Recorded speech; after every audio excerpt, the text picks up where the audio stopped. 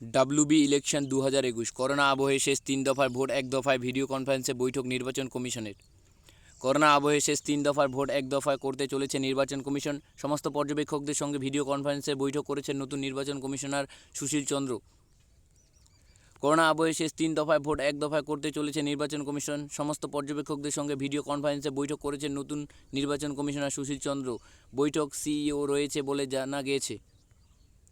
উল্লেখযোগ্য, আগামীকাল করোনা আবহে ভোট পরিচালনা নিয়ে সর্বদলীয় বৈঠক করবেন রাজ্য মুখ্য নির্বাচন আধিকারিক। জানা গেছে, 3 দফায় ভোট একসঙ্গে হলে কেন্দ্রীয় বাহিনীর বিন্যাস কেমন হবে তা নিয়েও আলোচনা চলছে। আগামী শনিবার রাজ্যে 5ম দফার ভোট গ্রহণ, এরপরও বাকি থাকছে 3 দফায় ভোট।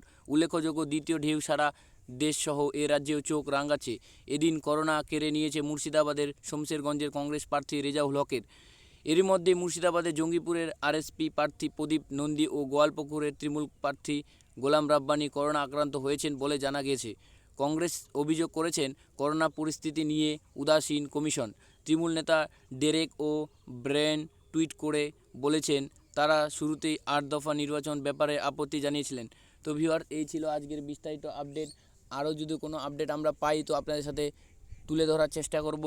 তো এই আপডেটের মধ্যে আপনারা যেটা বলে দিলাম সেটা হয়তো বুঝতে পেরে গেছেন। এখানে বলা হয়েছে যে আরও যে 3 দফার ভোট ছিল সে ভোটটা যদি এক দফায় করে নেওয়া হয় সবথেকে ভালো হবে।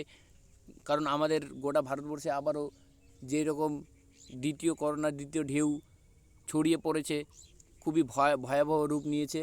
তো ভিউয়ার্স, আপনারা সবাই সতর্ক থাকুন এবং সচেতন থাকুন। আর আমাদের ভিডিওটি যদি আপনাদের কাছে ইনফরমেটিভ হয়ে থাকে তো ভিডিওটি লাইক করে বন্ধুদের সাথে শেয়ার করুন এবং সাবস্ক্রাইব করতে ভুলবেন না।